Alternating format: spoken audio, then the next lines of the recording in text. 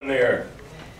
But it's time for another commercial, and this one from that sweet old lady, Lydia Pinkham. Lydia Pinkham's Little Pink Pills, 100 for $1. If they don't cure your problems fast, just give us a holler. Lydia's Pink should make you think.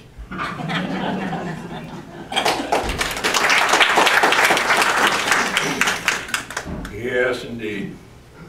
Well, and now, just as we promised, it's time to go back to that retirement center called Cranberry Cove.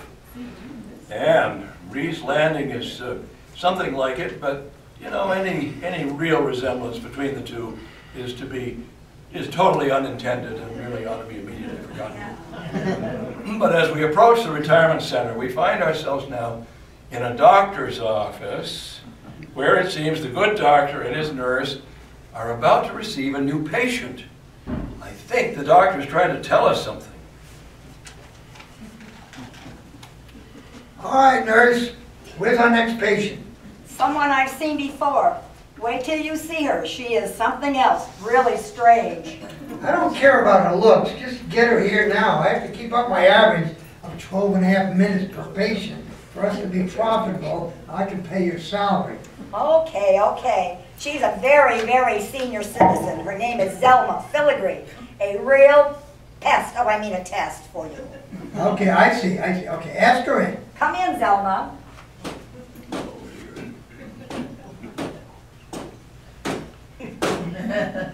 Thank you kindly. What can I do for you, Mrs. Filigree? Put your walker over here and then sit down. May I call you Ms. F for short? Well, you could, but I think I'd prefer Miss P. My name is spelled P-F-I-L-L-I-G-R-E-E.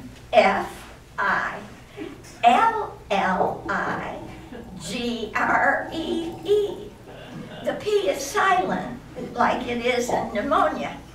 You don't say P pneumonia. No, okay. If you insist on a P, then you're going to have a P. Now, what is your ailment? Well, I think I'm pregnant. I have said this so many times that I wish I could have this baby. Anyway, I think I'm pregnant.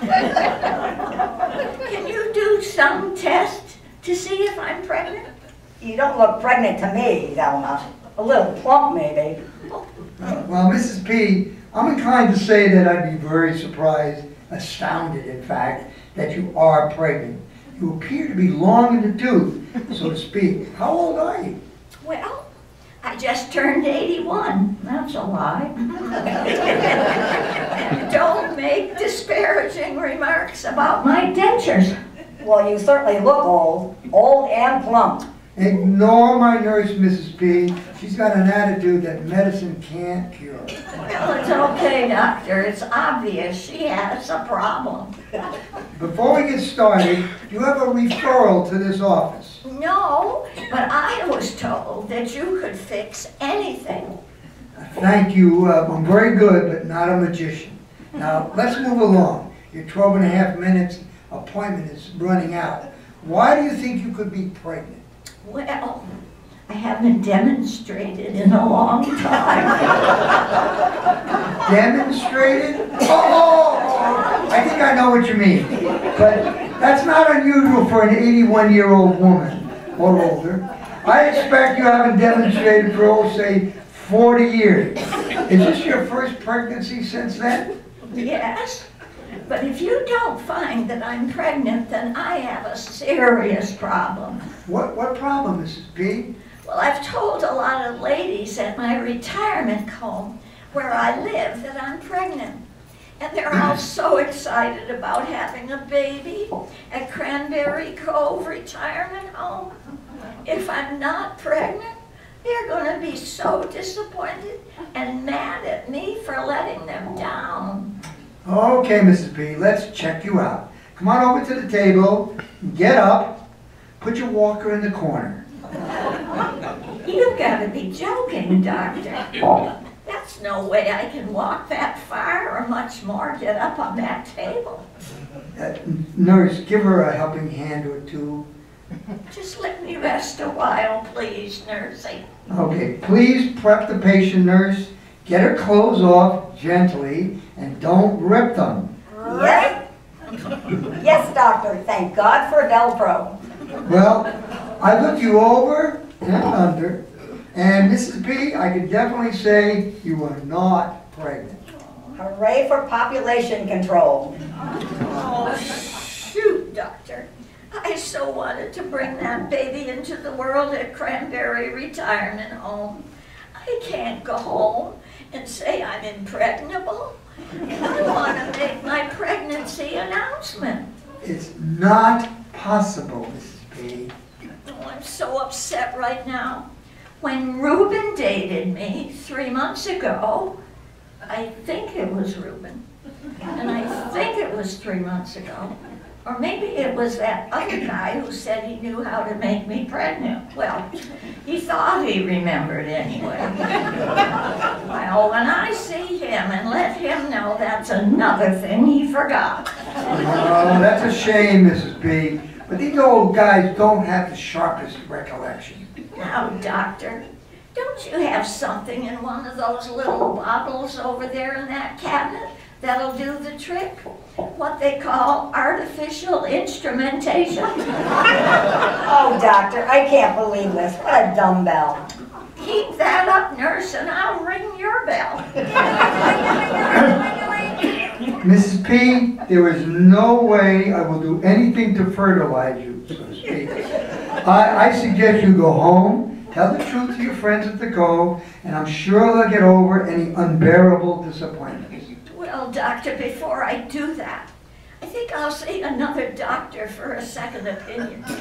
I just can't believe that I'm inconceivable. How about 3 or 4 opinions? Please pay on your way out. Mrs. P, may I advise you further on this for no extra charge? Okay, as long as it's free. I think you should go through think through what would happen if, and that's a big if you could conceive and bear a child.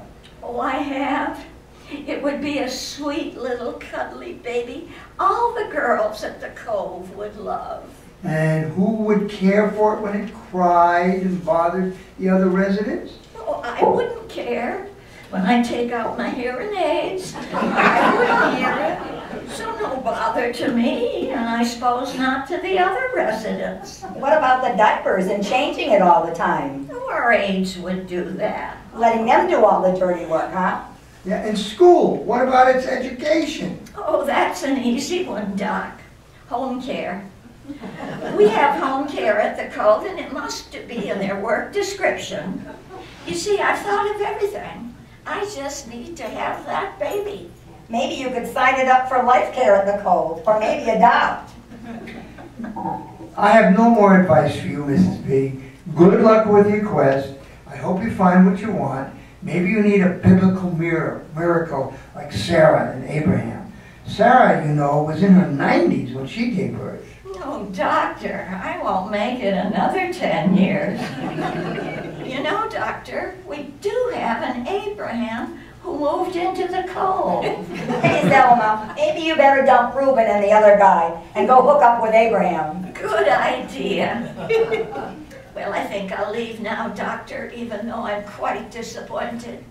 I hoped you'd tell me I was pregnant, or help me get that way if I wasn't. If you were 40 years younger, Mrs. B, you might have had a chance. But your time has passed. What's wrong with me now? The boys at the Cove find me attractive. I guess I'm just unbearable. Enough already. Time to go, Zelma. Please pay on your way out. Okay, goodbye, Mrs. P. Say hello to Abraham. I will.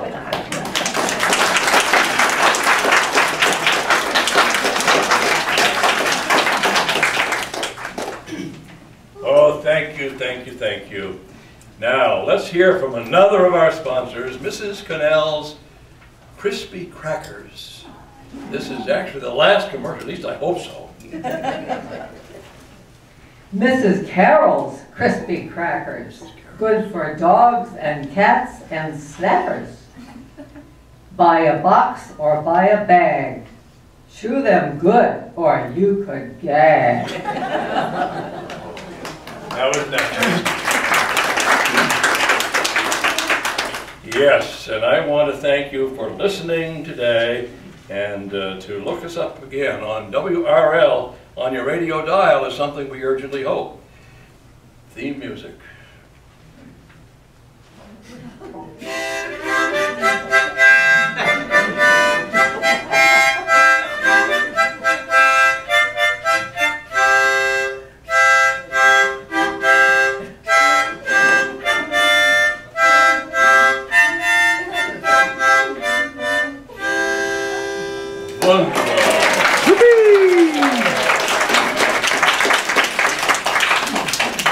Yeah, I kind of like that show. I've got to introduce these players to you, just in case you don't happen to know who they are. Playing the director, here was Bob Webler. And playing the role of Ben, there was Tom Lewis. And Melba Toast, is that it? Was Al was John Blossom. Kitty was Naneski. And playing the cop today was Carol Houseman. And then in the doctor's skit, the doctor's office, playing the doctor there was Tom Lewis. And the nurse was this very nurse-like looking lady by the name of Betsy Stroman. And the incomparable Zelma Filigree, Andy Park. And of course, my name is Eric Bascom, and I played the announcer Flapwell Jawbreaker. By the way, it says in the program that I've been around Springfield for 20 years. I've been here for 50 years. Anyway, I just want to know that Bob is our producer, Carol is our mentor and acting coach and director. You want to say something, Carol? Sure. Good. Say something. Okay. She's our babysitter. Thanks. My journey with these lovely folks began 5 years ago, and it's been a wonderful ride, and I've enjoyed every minute of it and have learned a lot. So thank you for letting me come.